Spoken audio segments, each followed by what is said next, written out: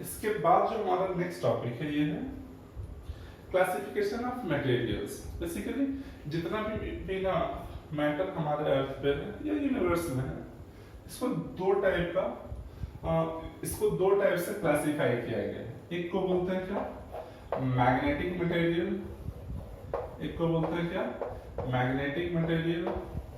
And एक को बोलते हैं क्या, नॉन मैग्नेटिक मटेरियल। दूसरे को बोलते हैं क्या, non magnetic material.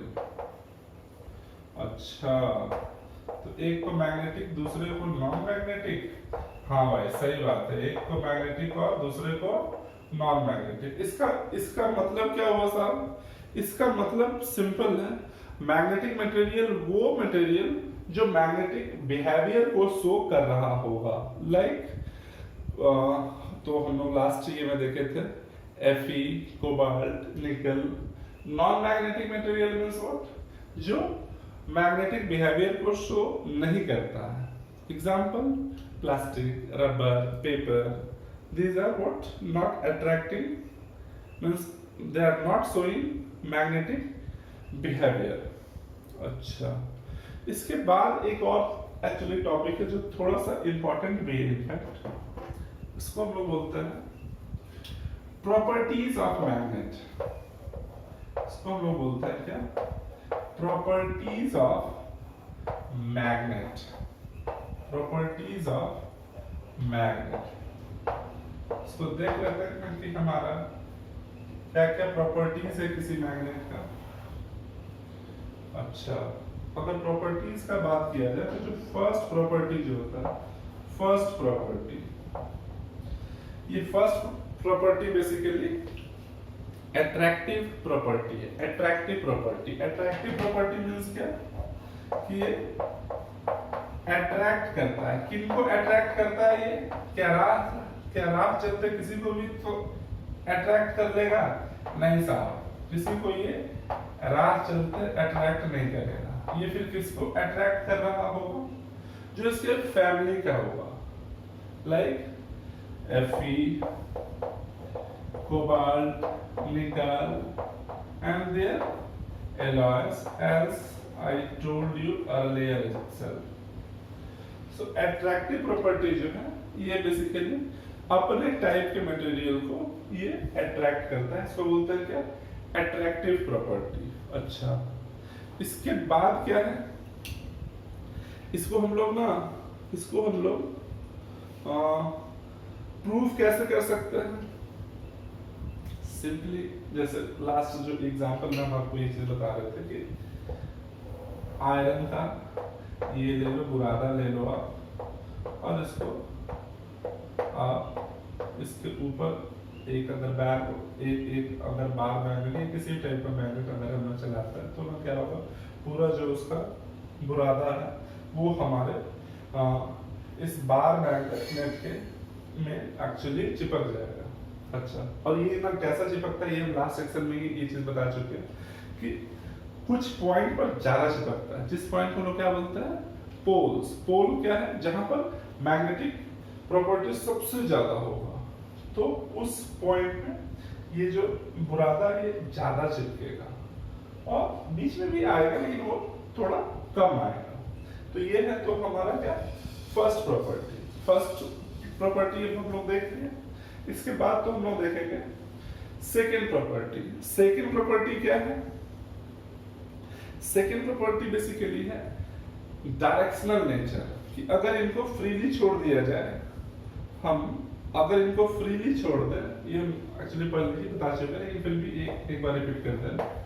Directional properties में क्या है, डायरेक्शनल प्रॉपर्टीज में क्या है कि अगर इनको फ्रीली सस्पेंड किया जाए तो ये अपने आप को रीएडजस्ट कर लेते हैं नॉर्थ साउथ के डायरेक्शन में।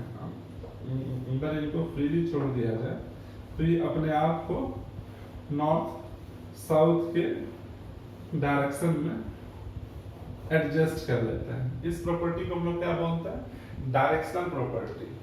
इसी चीज को हम लोग मैग्नेटिक कंपास में यूज करते हैं। मैग्नेटिक कंपास शायद आपको याद हो, एक टाइप का ये इक्विपमेंट होता है जिसपे नीडल लगा रहता है,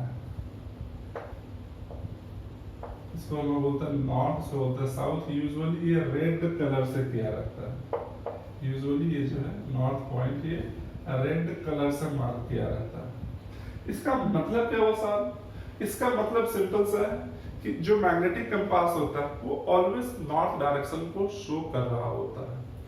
अच्छा, तो इसको तो फिर कहीं यूज किया जा सकता है ये मैं डायरेक्शन फाइंड आउट करने में? हाँ बिल्कुल, इसको यूज किया जा सकता है। और इनफैक्ट एंशिएंट टाइम से इसी को हम लोग यूज करते आ रहे हैं डायरेक्शन फाइंड आउट करने में। एंशिएंट टाइम से, बहुत पहले से ये चीज को हम लोग यूज करते हैं क्या, डायरेक्शन फाइंड आउट करने में कि कौन नॉर्थ है, कौन साउथ है, कौन ईस्ट है, कौन सा वेस्ट है। अच्छा, एक तो होगी ये बात। इतनी सी बात के बाद एक और पॉइंट तो आता है, वो पॉइंट क्या है? थर्ड प्रॉपर्टी क्या है इसका? थर्ड प्रॉपर्टी है बेसिकली, ये भी हम आपको पहले ही बता चुके हैं, फिर भी हम एक बार जस्ट लिखने को लिख रहे हैं। Like pose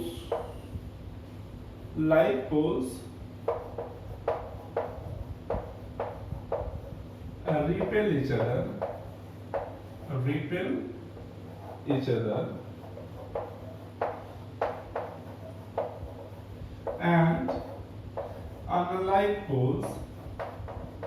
and unlike poles attracts each other.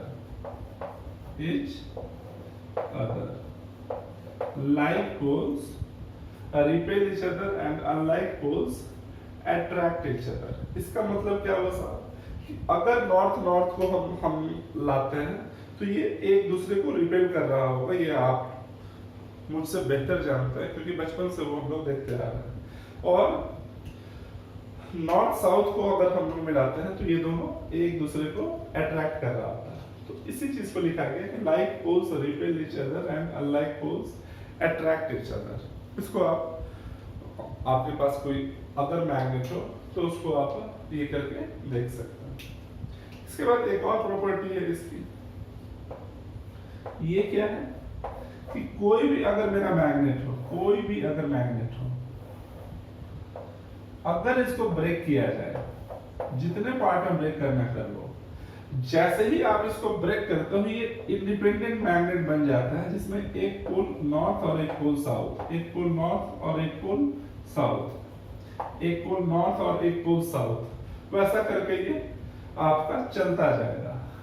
एक पोल नॉर्थ और एक पोल साउथ, जितने पार्ट में आपको ब्रेक करना कर लो, ये अपना नेचर को चेंज नहीं करेगा। इसका मतलब एक और चीज है जो थोड़ा सा फिलहाल ये लगेगा लेकिन आप समझने की कोशिश करो। इसमें मैग्नेट में मोनोपोल पॉसिबल नहीं है। मोनोपोल मींस क्या कि सिंगल मेरे को अगर नॉर्थ चाहिए तो मैग्नेट में पॉसिबल नहीं भाई साहब। सिंगल मोनोपोल डिफाइन ही नहीं है, वो हो ही नहीं सकता। क्या हो सकता है? जब भी आएगा वो पेयर में आएगा, जब भी आएगा वो पेयर में आएगा, सीधी बात। क्योंकि आप उसको जितना भी छोटा कर लो कोई ना, लेकिन एक पार्ट उसका नॉर्थ दिखा रहा होगा और दूसरा साउथ दिखा रहा होगा।